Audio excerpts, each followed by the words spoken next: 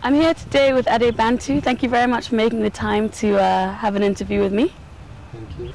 So let's start with your name, Bantu. Where does it come from? How did it come about? Is it your real name? It's actually not my real name. My name given to me by my parents is Adegoke Odukoya. Okay. And initially when I started with hip-hop, I had a very glamorous name, Duke T, whatever that means. Okay. I went to the States. American artists that I worked with said, well, you're African, you must have an African name. I said, Ade, and they were like, yeah, better use Ade. Drop that for Ade. We came up with the name Bantu to honor Steve Bantu Biko. Okay. Who was at the forefront of the black consciousness movement in South Africa during the anti-apartheid struggle. We just felt that we wanted to represent the beauty of the continent and the positivity, and especially in terms of honoring Steve Bantu Biko, the black consciousness movement, which we felt very much deeply about, especially being Afro-Germans or black Germans. Okay. We came up with an acronym, Brotherhood, Alliance, Navigating Towards Unity. Okay. And then as you say in Yoruba, Bantu, help me untie. So we wanted to untie all the ignorance and all the pigeonholing of music and everything. We just played around with it. I know you were born in Nigeria, moved to Germany. Can you explain the sort of unfolding of how all that came about? Well, basically, I was born in the UK. Okay. My parents met in Germany. My dad came in from Nigeria to study automobile engineering. Okay. Met a German lady, they fell in love, moved briefly to the UK for about 2 years, and then, as you heard with returnees, fortunately my mom decided to accompany her husband, and then they came over to Nigeria. And then at some point, to further my education, I went back to Germany. Okay. And so in the process of me having to redo my A-levels and everything, I met a couple of people that were into music, and the stereotyping that goes with you being one of the few blacks in a predominantly white environment led to them assuming that I'm musically inclined. So that's how it started, with a school band, and before I knew it, I was being taken to a studio, doing 1 or 2 songs, and then... In the late 90s, you had a hit here, your first big hit. Yeah. So what happened basically is I came back to Nigeria in 1999. I couldn't come earlier because we had a military dictatorship and I was involved in the opposition movement in Germany.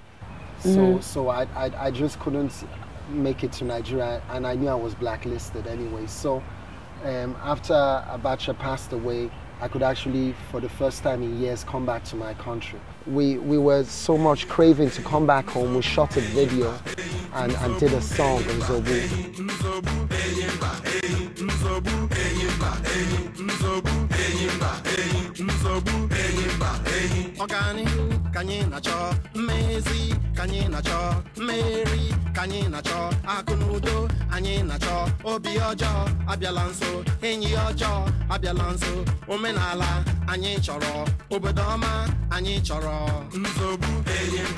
And I don't know, for whatever reason, people fell in love with this track. I think it was like the music industry had been completely dismantled, and this was the aftermath of a terror regime, kind of, which does not actually encourage culture at all. And what would have happened normally would have been me moving back to Nigeria and doing my thing, because we already had that broad-based acceptance. Right. Unfortunately, something happened in Germany that took the greater part of my time. A Mozambican was killed by skinheads. That was in 2000. when I was just about to go back to Nigeria and continue work on my album and stuff. And it made me so angry. It was the new millennium, and then you still had racist motivated killings and attacks in Germany. So I set up a movement called Brothers Keepers and an NGO. And before I knew it, I was like at the forefront of this new Africans in German movement, kind of Brothers Keepers. And then that was it with Nigeria and me for a couple of years.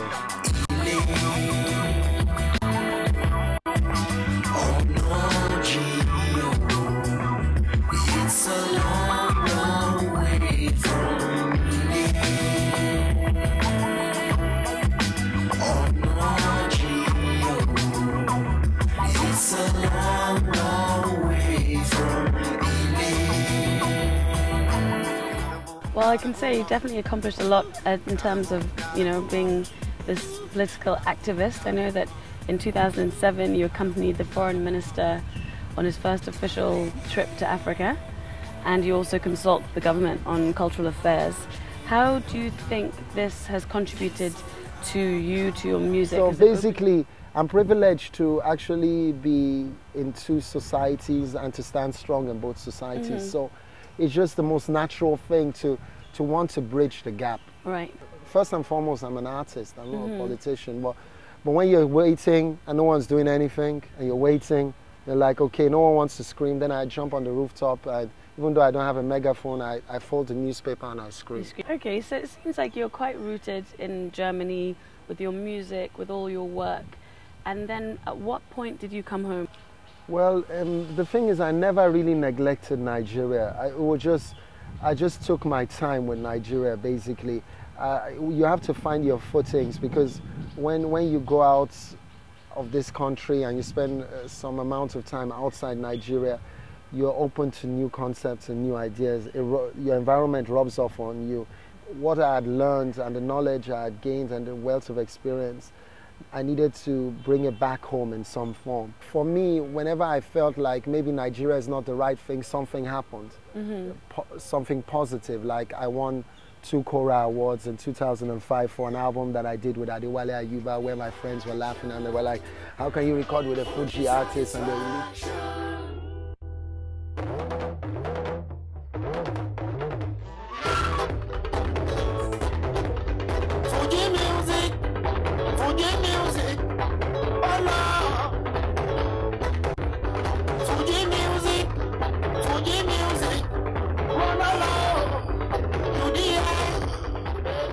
people really like what I do. I mean, I go on the streets, people not only remember my face or my name, they can sing my songs and stuff. Mm-hmm. So it's quite encouraging. And the love you get in Nigeria, you can't compare that to what you get in Europe. It's something different. My formative years were spent in Nigeria. We have to live up to the legacy of this great Nigeria that people fought for and were willing to die for. And so I'm just here to just contribute my little bit. Mm-hmm. I've always been trying to be me. I'm this German-Nigerian kid that went to a Jakonde school. I went to a federal government college. I didn't go to a German school. Mm-hmm. My parents were hardworking people. I lived in a very local neighborhood, still live there in Ogba, near Agege. I speak Yoruba. Even though people don't believe it, I know my village, I know where I come from, so I can't deny who I am. Mm-hmm. And I also know my German side, so that is something that makes me unique. A lot of people don't have that. Right. And that's why maybe a group like UB40 comes calling and they say, you and your brother, with that, the way you guys speak and the way you guys sing is different. We've been working with Jamaican artists. Can we do something with you guys? And I say, yes. Enough is enough. Kill it with kindness and kill it with love. Nobody's even, so throw up the gloves. Kill it with kindness and kill it with love. This is a serious message to all white men. You can never emancipate when it's wrong is your plan. Confronting evil structures as a device for your work. See the next man trembling in the state of shock. My brother and I, we collaborate really closely. We write together a lot. We produce together. We're good at bringing people and mentoring people. Like we've a lot of people that we work with end up becoming big names. Like Patrice, who's like a big one of my favorites. Patrice started with Bantu. Neka is a sister, a friend, family, and look where she is now. I helped her shoot her first video in Nigeria. It's always give and take. That's kind of been my philosophy, and I cannot be happy while other people are suffering. Okay, so you say you never left Nigeria. You always it was always deep in your heart. You always came back. What was your music career like here between 1999 and 2009? How many albums have you released or singles? What work are you doing on ground? Basically, so far I've released 2 albums, one on Kenny's music and then one that was released on Extreme Music, which was a year and a half, almost 2 years ago. But basically what's happening now is we're releasing a bulk of our work pretty much simultaneously. I'm working on a new album. It's called Sound Clash in Lagos. I did songs with my favorite artists or people I've been craving to go to the studio with, just to learn a few tricks here and there. Work with people that I always admired, people like African China, people like Azados, people like Fatai Rolling Dollar, Sound Sultan, and Adewale Ayuba, different people basically. And the album is basically combinations. I stand for something musically and in terms of who I am. So, and it's been going very well. It's been quite educative because this album is also being mixed in Nigeria. And then it's going to be out on my label, Bako Records, Nigerian Wood. We're celebrating Nigerian Wood, so that's why we're calling it Bako Records. What we're going to do is we're going to be pretty much an alternative label. I think every culture needs alternative culture. Pirates steal my records, pirate them, put them on the internet. I support piracy, I love piracy.